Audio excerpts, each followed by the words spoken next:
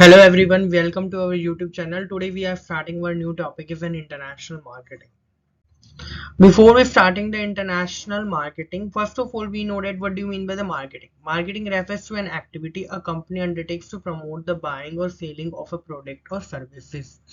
It means marketing ऐसी activity होती है जिसमें कंपनी प्रमोट करती है अपने प्रोडक्ट्स को कि वो मार्केट में ज़्यादा से ज़्यादा बाएं और ज़्यादा से ज़्यादा सेल हो। तो ये सारी एक्टिविटीज़ क्या होती हैं? मार्केटिंग कहलाती है। So, in the next step, the marketing means to identify the needs of customer and meet them. Marketing customer की need को identify करता है और उसको fulfillment करता है।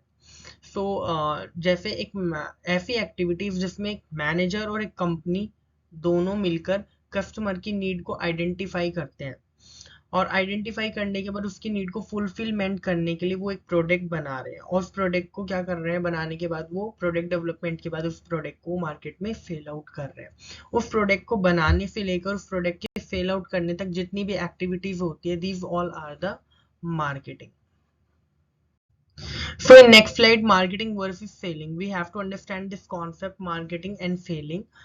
Marketing is an long term business planning. Marketing एक long term business planning होता है, जबकि selling जो है एक short term business planning होता है। Marketing focus on customer needs. Marketing customer की नीड पे फोकस करता है, जबकि सेलिंग कंप्लीटली सेलिंग नीड पे फोकस करता है। Marketing identify the customer first. Marketing में हम सबसे पहले कस्टमर को आइडेंटिफिकेशन किया जाता है, यानी कस्टमर को सबसे पहले आइडेंटिफाई किया जाता है।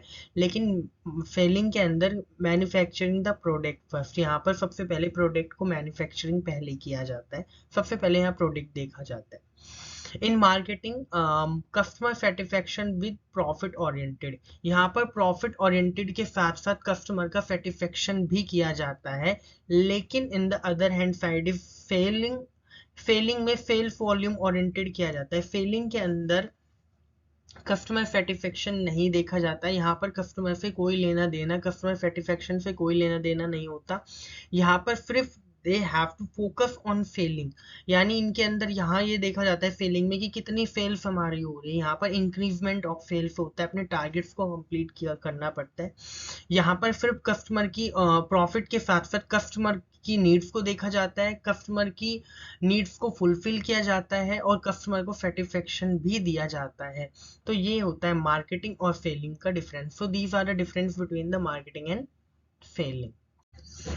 So in the next slide, the introduction of the international marketing. So we have to understand this concept of international marketing. First of all, we know that what do you mean by the domestic marketing? Domestic marketing और international marketing दोनों क्या होते हैं? Domestic marketing देखो, domestic marketing को internal market बोला जाता है और साथ के साथ होम मार्केट भी बोला जाता है। यहाँ पर जो भी गुड्स और सर्विसेज होते हैं, जो भी प्रोडक्ट है, जो भी गुड्स और सर्विसेज हैं, उनको या तो खरीदा जाता है या बेचा जाता है with in the border of the country, यानी अपनी ही कंट्री में, अपने ही देश में, अपनी ही कंट्री के बॉर्डर के अंदर ही, अपनी ही कंट्री के अंदर उस प्रोडक्ट को, उस गुड्स और सर्विस को खरीदा जाएगा या बेचा जाएगा। तो वो होता है domestic marketing, that is called in domestic marketing.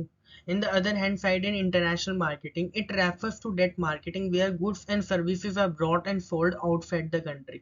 यहाँ पर ये वो मार्केटिंग होती है जहाँ पर गुड्स और सर्विसेज को कहाँ पर खरीदा या बेचा जाता है, आउटसाइड द कंट्री, यानी अपने देश के अलावा किसी दूसरे देश के अंदर जब आप बिजनेस करते हो, किसी दूसरे देश में जब आप प्रोडक्ट को सेल कर रहे हो या बाय कर रहे हो, तो वो जो मार्केटिंग होती है वो इंटरनेशनल मार्केटिंग कहलाती है। Simply, the international marketing is an undertake to the marketing activities of more than one nation. It means you have to done your business activity or marketing activities is more than one nation. That is called an international marketing and it is also called an global marketing. उसे international marketing भी बोला जाता है और साथ ही साथ क्या बोला जाता है, ग्लोबल मार्केटिंग भी बोला जाता है। Clear? So in the next slide, the features and natures of international marketing. अब यहाँ हम पढ़ेंगे फीचर्स क्या क्या है इंटरनेशनल मार्केटिंग के और नेचर्स क्या है। सबसे पहले आता है लार्ज स्केल ऑपरेशन। आपको पता है जब आप एक इंटरनेशनल लेवल पे अपने बिजनेस को लेकर जा रहे हो तो वहां पर आपको कुछ लार्ज स्केल पे ऑपरेशंस करने होते हैं, यानी लार्ज स्केल पे आपको वर्क करना होता है, because you have to promoting the product in many countries, so which requires to a large amount of labour resources, जहां पर आपको एक लार्ज अमाउंट पे लेबर रिसोर्सेज चाहिए होता है और लार्ज अमाउंट पे कैपिटल चाहिए होता है to meet the need of the people in international level. It means यहाँ पर आपको लार्ज अमाउंट पे दो चीजें यहाँ पर देखी जाती है लार्ज स्केल ऑपरेशन में। सबसे पहले आपको एक लार्ज अमाउंट ऑफ कैपिटल चाहिए इन्वेस्टमेंट के लिए। सेकेंडली यहाँ पर एक लार्ज स्केल पे आपको लेबर चाहिए, यानी लेबर रिसोर्सेज यहाँ पर ज्यादा चाहिए, जिसकी वजह से आप क्या कर रहे हो, अपने बिजनेस को लोगों तक इंटरनेशनल मार्केट में लेकर जा रहे हो और लोगों तक अपने प्रोडक्ट को पहुंचा रहे हो। सेकेंडली आता है wide scope. Yes, when you have to done your business in an international level, so there is a scope is very wide. तो यहाँ पर जो होता है ब्रॉडर मार्केट रहता है, because marketing is not unlimited. Marketing limited नहीं होती कि हमने सिर्फ एक ही मार्केट में मार्केटिंग की या एक ही लोकल एरियाज के मार्केट्स के अंदर हमने मार्केटिंग की। No, marketing is an unlimited, globally marketing unlimited होती है, ग्लोबली की जाती है। तो वहां पर हमारा जो एक तरीके से स्कोप बहुत ज्यादा होता है, बिकॉज वहां पर लार्ज पॉपुलेशन होती है, जिसकी वजह से वहां पर डिफरेंट नेशंस रिप्रेजेंट होते हैं, अलग अलग नेशंस अलग अलग कंट्रीज के अंदर बिजनेस किया जाता है। इस वजह से वहां पर स्कोप क्या होता है, वाइड होता है। High risk and challenges, yes, risk और हाई रिस्क और चैलेंजेस तो होगा ही जब when you have to done your business in an international level, so they have to increase the high risk and challenges, because आप जब अपने business को एक इंटरनेशनल लेवल के ऊपर लेकर जा रहे हो तो वहाँ पर बहुत सारे फैक्टर्स जो होते हैं जिसकी वजह से आपके बिजनेस पे रिस्क बहुत बढ़ जाता है। Whether the factor is in political factor, culture factor, and there is an religion factors, and they have to the different factor like war and other things. They have to increases the challenges to do done your business in an international level. So next is an intense competition.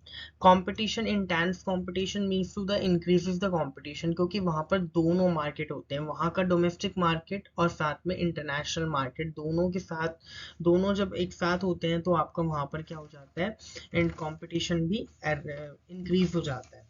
Next आता है required the services of experts. यहाँ पर आपकी services of experts भी देखी जाती है, क्योंकि जब आप एक इंटरनेशनल लेवल पे बिजनेस करते हो तो वहाँ पर आपको कुछ कंसल्टेंसीज, कुछ ब्रोकर्स की हेल्प लेनी पड़ती है, कुछ सर्विस एक्सपर्ट्स की हेल्प लेनी पड़ती है जब weather you have to done your business in an international level. कुछ कंसल्टेंट्स होते हैं, कुछ ब्रोकर्स होते हैं, they have to they have to link the different exporters and importers जो आपके बिजनेस में आपको हेल्प करते हैं। सो वहां पर हमें कुछ सर्विस भी रिक्वायर्ड होती है एक्सपर्ट्स की।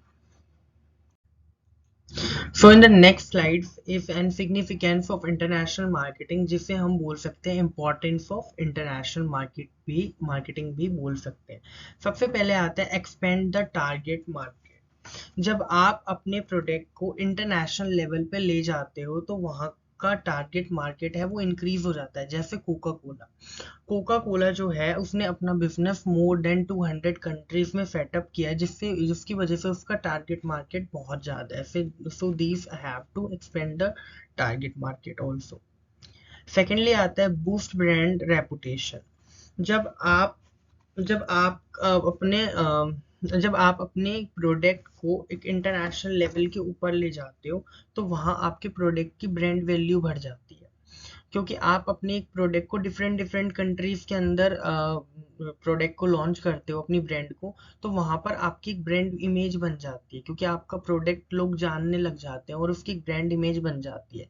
फिर आप जब भी कोई एक नया प्रोडक्ट लॉन्च करोगे तो तुरंत लोग उसे ज्यादा से ज्यादा खरीदेंगे, ज्यादा से ज्यादा वो क्या होगा, खरीदा जाएगा। तो वो होता है बूस्टिंग ऑफ ब्रांड रेपुटेशन। तो इस वजह से यहाँ पर ब्रांड रेपुटेशन भी इंक्रीज होती है। फॉर एग्जाम्पल अगर मैं दूं तो अमेजोन का जो ब्रांड वैल्यू है वो बहुत अच्छा है, उसका वर्क बहुत अच्छा है, और साथ में उसका ब्रांड वैल्यू अगर आज के टाइम पे है तो $150 बिलियन है। So in the next of third if connect business with world, यानी जब आप अपना बिजनेस इंटरनेशनल लेवल पे ले जाते हो तो आप वहाँ पर अपने बिजनेस के साथ साथ बहुत सारी कंट्रीज के साथ कनेक्ट होते हो, यानी वहाँ पर आपका बिजनेस कनेक्ट होता है डिफरेंट कंट्रीज से, और अलग आप कनेक्ट होते हो अलग अलग वर्ल्ड की कंट्रीज से। तो यहाँ पर क्या है, इसका अगर हम एग्जाम्पल अगर पढ़ें तो जैसे एप्पल जो है वो डिजाइन होता है कैलिफोर्निया में, लेकिन उसकी ब्रांच जो मैन्युफैक्चरिंग है एप्पल की वो डिफरेंट कंट्रीज में होती है। यानी अगर हम बात करें तो एप्पल कैलिफोर्निया के अंदर तो डिजाइन किया जाता है, लेकिन एप्पल की जितनी भी आपकी मैन्युफैक्चरिंग होती है वो अदर कंट्रीज के अंदर है। तो that was an good example of the connect business with world. Huge profit, yes obviously सी बात है, जब आप इंटरनेशनल लेवल पे अपना बिजनेस करोगे, आप अपने प्रोडक्ट को अलग अलग कंट्रीज के अंदर सेल आउट करोगे तो आपको ह्यूज प्रॉफिट होगा। ठीक है, नेक्स्ट आता है रिड्यूस बिजनेस रिस्क। यहाँ पर बिजनेस रिस्क आपका क्या हो जाएगा, रिड्यूस हो जाएगा। क्यों, जब आप अपना बिजनेस एक इंटरनेशनल लेवल के ऊपर करते हो, जब आप अपने बिजनेस की ब्रांचेस अलग अलग कंट्रीज के अंदर ओपन करते हो, तो कई बार ऐसा होता है कि आपको एक जगह लॉस हो गया, लेकिन क्या हो गया, आपको एक साइड से एक कंट्री में आपने बिजनेस अलग अलग कंट्री में ऑपरेट किया है, तो एक जगह पर आपको अगर लॉस हो रहा है तो दूसरी जगह थोड़ी ना ऐसा होगा कि वहां भी लॉस होगा। तो अगर आपको एक साइड लॉस हो रहा है तो दूसरी जगह आपको प्रॉफिट भी हो रहा है, तो यहाँ पर आपका जो बिजनेस रिस्क है, वो जो बर्डन है वो रिड्यूस हो जाता है। तो यहाँ पर हम कह सकते हैं बिजनेस रिस्क भी रिड्यूस हो जाता है। अर्न फॉरेन एक्सचेंज, क्योंकि जब आप अपना बिजनेस एक इंटरनेशनल लेवल पे कर रहे हो, तो वहां पर जब भी आप बिजनेस करोगे, आप अपने प्रोडक्ट सेल्स करोगे, बेचोगे, तो वहां पर आपको फॉरेन एक्सचेंज करने का मौका मिलेगा। यानी फॉरेन एक्सचेंज करने का मौका मिलेगा तो आप उसे अपनी कंट्री में लेकर आ सकते हो थ्रू द एक्सपोर्ट, यानी आप एक्सपोर्ट करके उसे आप अपनी कंट्रीज में लेकर आ सकते हो। नेक्स्ट आता है rising standard of living of standard. Rise living of standard, it means ये जो पॉइंट है वो ये बताता है कि आप अपनी प्रोडक्ट की क्वालिटी इतनी अच्छी रखो कि आपकी प्रोडक्ट की क्वालिटी की वजह से वहाँ के दूसरी कंट्री के लोगों के अंदर भी उनके लिविंग ऑफ स्टैंडर्ड्स के अंदर भी थोड़ा चेंजेस आए। इट मीन्स ये बताता है कि अगर आप अपना प्रोडक्ट का क्वालिटी अच्छे रखोगे, अगर आप अपने प्रोडक्ट की क्वालिटी काफ़ी अच्छे रखोगे, तो आप क्या कर सकते हो, आप लोगों के लिविंग ऑफ स्टैंडर्ड को भी ठीक कर सकते हो, सुधार सकते हो। At the last, facilitate the culture exchange. Culture exchange का मतलब यहाँ ही बता रखा है, जब आप डिफरेंट कंट्री में बिजनेस करते हो तो वहाँ पर गुड्स का फ्री फ्लो चलता है, और हम वहाँ पर एक्सपोर्ट भी कर सकते हैं और क्या कर सकते हैं, इंपोर्ट भी कर सकते हैं। जब हम एक्सपोर्ट और इंपोर्ट करते हैं तो वहाँ हम उनके कल्चर को भी अडॉप्ट कर लेते हैं। जैसे फॉर एग्जांपल अगर मैं बात करूं, तो जैसे इंडिया के अंदर क्रिसमस जो है वो बहुत सब अब आजकल ट्रेंडिंग में बहुत सब लोग मना रहे हैं। ऐसे ही कुछ कंट्रीज ऐसी हैं फॉरेन के अंदर जो कि दिवाली और होली भी सेलिब्रेट करते हैं, तो ये फैसिलिटेट करता है हमारे कल्चर एक्सचेंज से भी। So that is also an important part of, that is also an important point and significance of an international marketing. So in the next slide, the difference between the domestic and international marketing, that is also an important concept of difference between the international and domestic marketing are as follows. First of all, that is the meaning of international and domestic marketing. Domestic marketing क्या होता है, जिसमें आप product sold करते हो अपनी ही boundaries में, अपनी ही कंट्री के अंदर, that is in domestic marketing. और इंटरनेशनल मार्केटिंग में जब आप प्रोडक्ट को या गुड्स को सोल्ड आउट कर रहे हो across the border of the nation, यानी अपनी कंट्रीज के अलावा किसी अदर कंट्रीज में, अपनी कंट्रीज के बाहर जब आप बिजनेस कर रहे हो, तो वहां पर वो फिर क्या कहलाता है, इंटरनेशनल मार्केटिंग। करेंसीज देख लो यहाँ पर क्या होते हैं, same currency are use all the part of the nation, क्योंकि एक ही करेंसी ही यूज होती है यहाँ पर। बट इंटरनेशनल मार्केटिंग के अंदर क्या होता है, करेंसीज का प्रॉब्लम अराइज होता है, because we have to do the business in the different countries, so that was arises the problem of currency arises in the exchange rate is to be considered. फिर if third one is in market research. Market research क्या होता है, ये एक initial step होता है marketing का। जब भी आप कोई प्रोडक्ट लॉन्च कर रहे हो या कुछ भी आप इवन आप कुछ भी कुछ परचेज भी कर रहे हो, तो आप सबसे पहले मार्केट रिसर्च करोगे, मार्केट में जाओगे, पता करोगे उस प्रोडक्ट के बारे में, कितने का है, उसके बारे में, उसके फीचर को, इसके स्पेसिफिकेशन, सारी चीज़ें आप पता करोगे। तो वो that was in market research. तो जब भी हम बिजनेस करते हैं तो मार्केट रिसर्च जरूर करते हैं। तो मार्केट रिसर्च जो होती है, work is easy and less expensive, क्योंकि डोमेस्टिक मार्केटिंग में मार्केटिंग रिसर्च जो होती है बहुत इजी होती है और लेस एक्सपेंसिव, यानी सस्ती होती है, ज़्यादा खर्चा नहीं लगता है। As the market area is less, क्योंकि वहाँ का मार्केट एरिया लेस होता है। लेकिन as compare to the international marketing वो बहुत डिफिकल्ट होता है। क्यों? क्योंकि यहाँ पर हम जो मार्केट रिसर्च करते हैं वो कंडक्ट करते हैं अक्रॉस द वर्ल्ड, पूरे वर्ल्ड में। So it was very difficult, costly and time consuming. In the next step, if the fourth step is in language.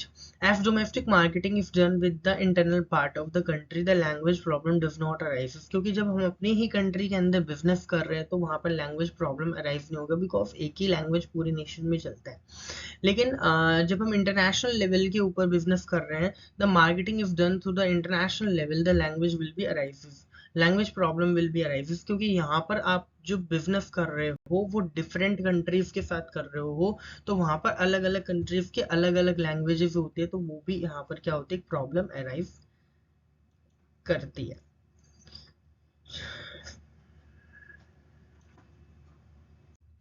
So in the fifth step is tradition and custom of trade. There is not much difference between the custom and tradition of the tradition of local markets. यहाँ पर custom tradition जो होते हैं local markets के, उनमें ज़्यादा difference नहीं होता। लेकिन जब आप इंटरनेशनल लेवल के ऊपर बिजनेस करते हो तो वहाँ पर जो tradition, custom and credit terms are different in a different country, क्योंकि हर कंट्रीज के कस्टम अलग होते हैं, ट्रेडिशन अलग होते हैं, तो वहाँ पर ये प्रॉब्लम अराइज होती है। In the sixth point is in legal system. In the domestic marketing, same legal system is applicable in the whole country. एक ही कंट्री में पूरा लीगल सिस्टम जो कानून है वो एक ही है, ठीक है। वहां पर रूल रेगुलेशन पूरी कंट्री में एक ही फॉलो होते हैं, but in the different in the international marketing the different legal system are applicable in different country. क्योंकि आप इंटरनेशनल लेवल पे जब बिजनेस कर रहे हो तो वहां पर जो है आप डिफरेंट डिफरेंट कंट्रीज के साथ बिजनेस करते हो, तो वहां पर जो लीगल सिस्टम है वो एप्लीकेबल होता है अलग अलग कंट्रीज का। In the seventh step is the transportation. In domestic marketing, the rail and road transportation modes are generally used as the distance is less, क्योंकि यहाँ पर डिस्टेंस कम होता है तो ज़्यादातर यहाँ रेल का और रोड ट्रांसपोर्टेशन मोड ही यूज करते हैं।